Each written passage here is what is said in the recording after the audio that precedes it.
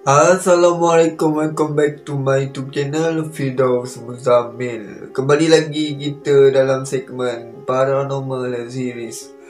So, untuk video kali ini aku nak kongsikan satu kisah seram yang telah dikongsi oleh salah seorang sahabat aku yang bernama Aina, bukan nama sebenar. Kisah ini terjadi apabila si Aina ni menyertai PLKN. Si Aina berasal daripada Perak. So, tanpa membuang masa, mari kita mulakan.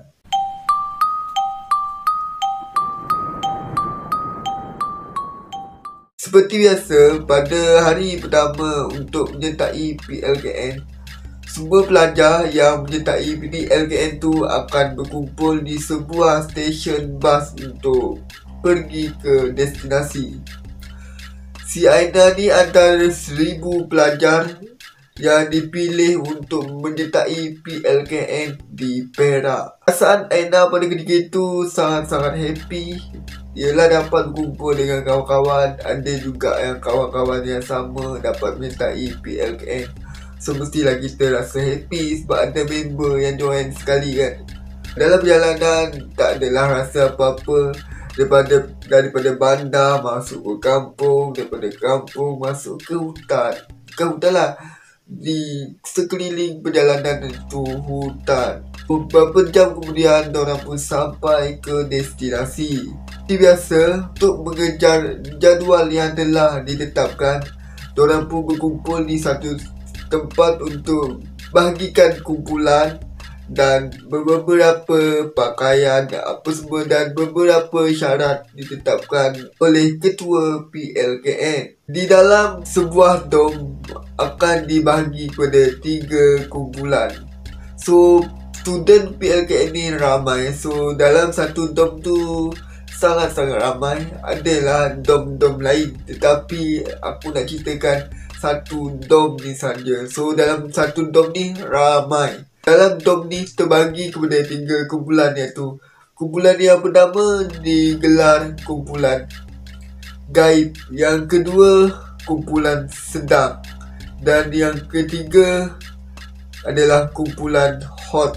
So, daripada range yang terendah ke range yang tertinggi. So, kenapa kumpulan yang pertama ni dipanggil kumpulan gaib?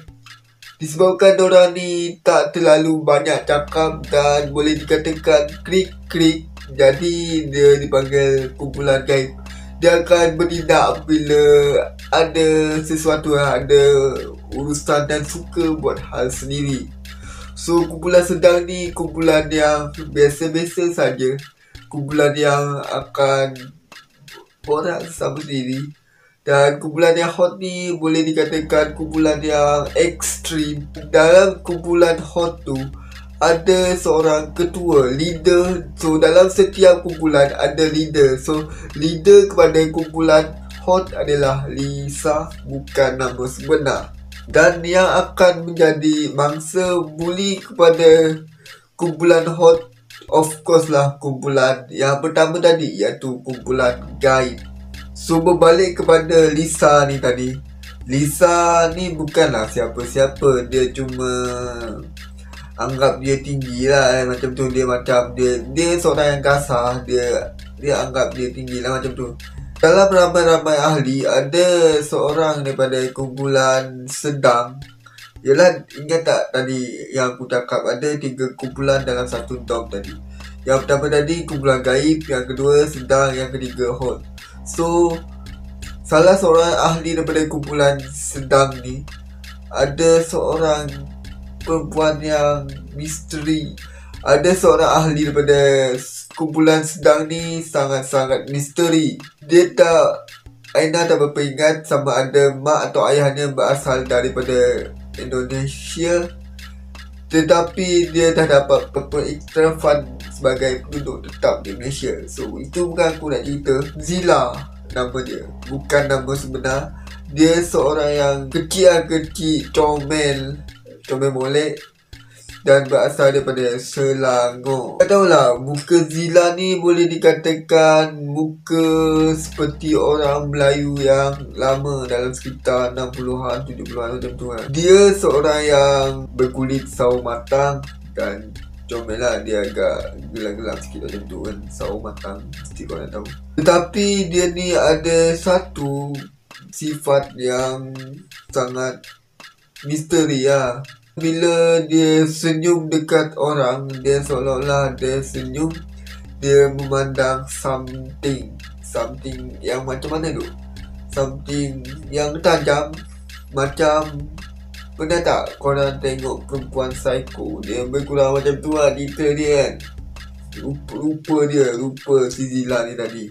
Bila dia pandang orang kan, dia macam tajam. Dia macam pandang orang. Korang faham tak maksud dia? Bila dia pandang orang, dia macam tajam. Dia macam tu. Macam tu.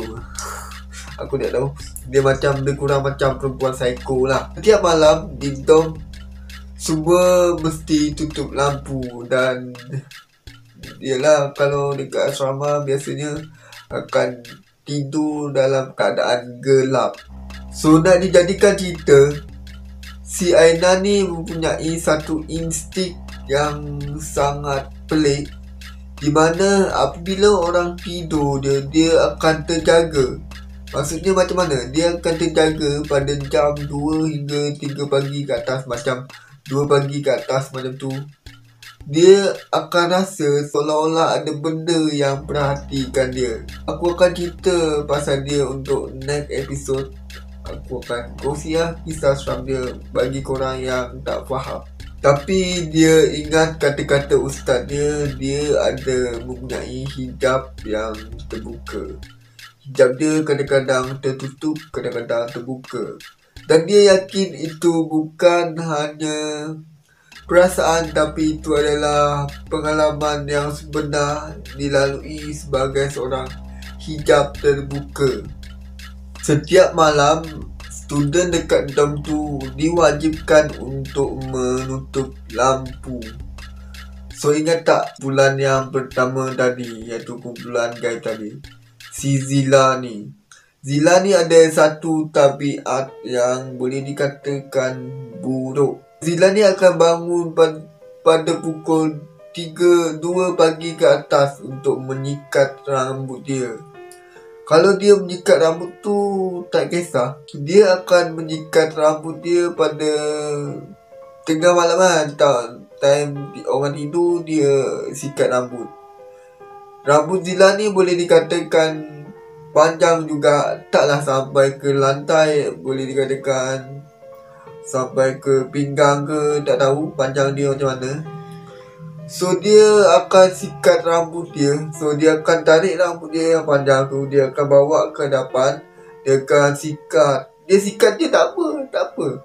Dia sikat sambil menyanyi. Dia menyanyi, tak ada lirik, tak ada apa. Cuma dia ada melodi saja. Kalau korang pernah tengok kita Maya Karin Harum Sendal Malam tu, lebih kurang macam tu lah bunyi dia. Dia sikat rambut. So Aina ni dah terbiasa lah dengan sifat Aina ni. So Aina pun seperti biasa, dia akan selimut dia seluruh badan dia. So lepas je Zila settle sikat rambut dia, dia akan tidur. Walaupun masa Zila sikat rambut tu, korang tegur dia ke apa ke, dia takkan jawab. Tu yang seramnya tu. Si Aina ni pun seluruh badan dia dan tidur. So nak dijadikan cerita, si Lisa ni tadi, yang leader kepada kumpulan hot ni, suka mencari salah lah. Suka mencetuskan perbalahan antara dia dengan Zila. So Zila ni pun tak layan sangat lah perangai Lisa tu. Aina ni fikir mungkin Zila takut kepada Lisa disebabkan dia garang tadi. Tapi Aina perasan satu benda dekat Zila. Dia akan pandang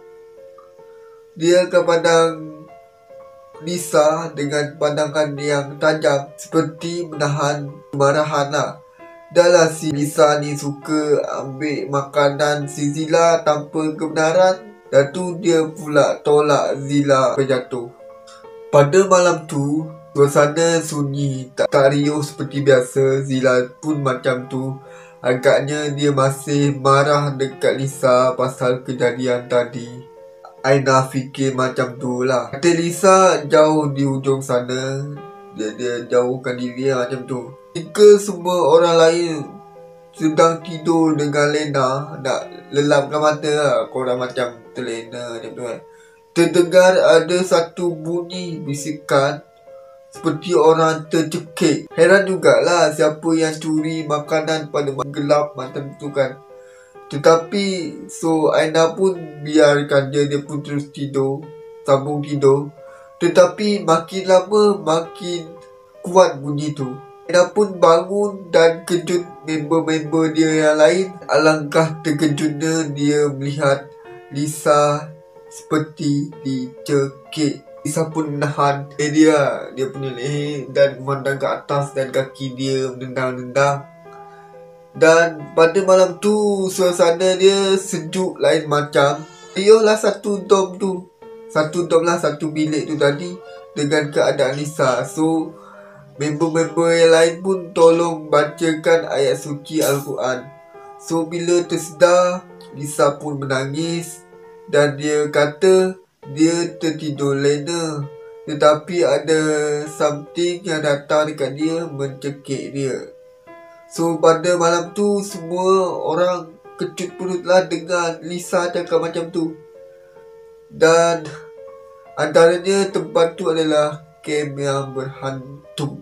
Selang beberapa hari selepas Lisa dicekik, dom Aina ni kecoh pula dengan satu berita di mana Ana, bukan nama sebenar, menderita sakit belakang. Dia kata dia sakit belakang lah. Si Ana ni pun tak lebih kurang juga perangai dia dengan Lisa. Sekejap sana, sekejap sini, usik sana, usik sini. Ana pun masih menahan sakit dan menangis. Si Zila ni daripada tidak mengambil tahu, tiba-tiba datang menuju ke Ana. Dia berkata, "Mari sini, aku tolong tengokkan," kata Zila dengan lembut. Ana pun datang membelakangi Zila. Maksudnya macam ni, Ana dekat depan, Zila dekat belakang. Zila seperti membaca mantra sesuatu yang aneh. Taklah aneh macam, tapi tak jelas. Dan 2-3 kali Zila menepuk belakang Ana tu, lepas tu hilang macam tu saja. Tangan Ana pun boleh angkat dengan tinggi. Dalam hati Aina, dia pun kata macam ni, mungkin diorang ni berlakon kot. Yelah tadi beria sangat menangis ni tiba-tiba. Okey, takkan dia cepat sangat macam tu kan. Aina fikir macam tu. Sejak daripada itu, Aina pun rasa curiga dan pelik dengan perangai Zila ni. Zila ni baik dan sangat baik hati orangnya. Tetapi si Zila ni ada satu tabiat yang pelik, di mana dia akan menjamah sedikit saja makanan setiap hari. Tapi dia makan 6 kali sehari.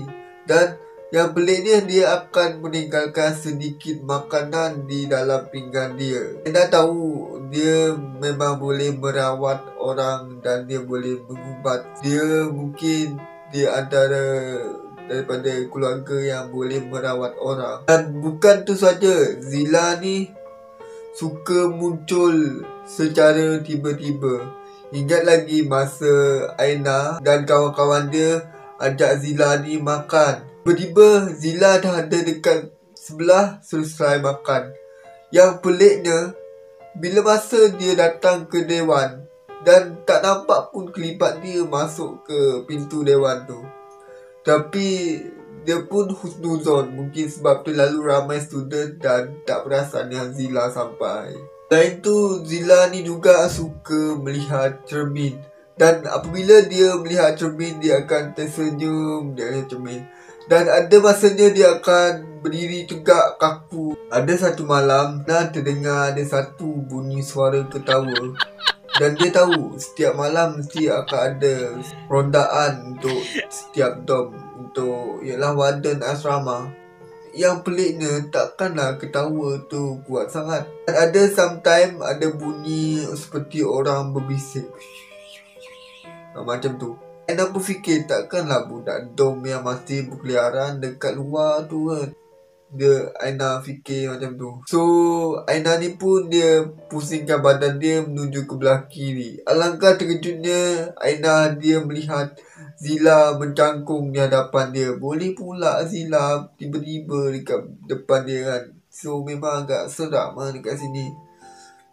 So setiap kali dia nak tidur, dia mesti akan terserempak dengan muka Zila ni. So dia pun tak heran lah, dia selalu menghadapi benda tu setiap hari. Yang peliknya, Aina perasan yang dia tadi lihat Zila ni dah tidur. Tetapi macam mana pula Zila ni tiba-tiba boleh ada dekat depan dia. Ni pun hanya tersenyum lah melihat gelagat Aina macam tu. Sebelum dia sambung baring, dia pun kata, aku pun dengar benda yang sama. Aku tahu kau istimewa. Masa tu Aina dah mula meremang dengar penjelasan Zila bila dia kata macam tu. Aina pun menggigillah ketakutan. Dia seperti berada dalam peti ais yang sejuk. Dan dia nak baca bismillah pun tergagap-gagap. Aina tahu Zila ni mempunyai ada satu keistimewaan yang dia tak pernah bagi tahu Aina. Zila dan Aina ni adalah sahabat rapat lah. Boleh dikatakan sahabat rapat. Tapi sejak beberapa insiden, orang boleh dikatakan kurang bertegur. Kadang-kala Aina perasan yang Zila ni pandang dia dengan mata yang sangat tajam. Tetapi bila Aina menoleh, Zila akan mengalihkan pandangan ke arah yang lain. Banyak kejadian berlaku dekat dom tu. Ada histeria lah, lelaki juga yang pernah kena kacau lah apa semua, yang mengilai di tengah malam dan macam-macam perkara mistik yang berlaku dekat dom tu.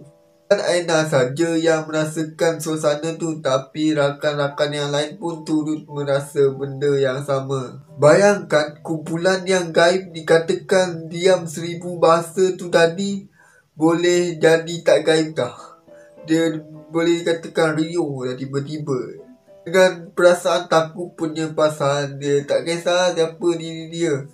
Lagi-lagi bila tiba-tiba bilik dom tu tiba-tiba ada bau wangi. Lain daripada bau bunga, bau sabun, bau shampoo. Memang lain lah daripada... Yelah, cuba korang bayangkan. Tiba-tiba dalam bilik korang tiba-tiba bau wangi. Wangi tu pula lain daripada yang lain. Tiba datang, tiba-tiba hilang. Wangi dia tu memang tak boleh go lah. Tak boleh nak kata macam mana wangi dia tu. Terus menusuk ke lubang hidung tu. Tapi bagi Zila, suasana tu relax je. Pernah juga Aina ni curi-curi pandang. Tetapi Zila nampak tenang je bila kejadian tu berlaku. Seolah-olah Zila ni ada experience lah tentang benda tu kan. Rambut dia panjang, dia menggerakkan badan ke kiri, ke kanan. So si Aina pun menutup mata. So ada satu hari tu, Aina cuba ingin bertanya kepada Zila. Tapi seperti sudah dibaca, Zila pun menghampiri Aina. Dan dengan cerita, Zila kata dia anak tunggal dan tak ada adik-beradik. Itulah antara perkongsian katakan seram ketika PLKN. So aku rasa ini saja untuk video kali ni. Kita akan jumpa di next video. Kisah ni bukanlah kita seram, tapi kebanyakan cerita yang dia cerita ni adalah kejadian masa dekat dom tu saja. Itu saja untuk video kali ni. Kita jumpa di next video. Kepada korang yang belum subscribe, sila tekan butang subscribe dan jumpa lagi di next video. Assalamualaikum.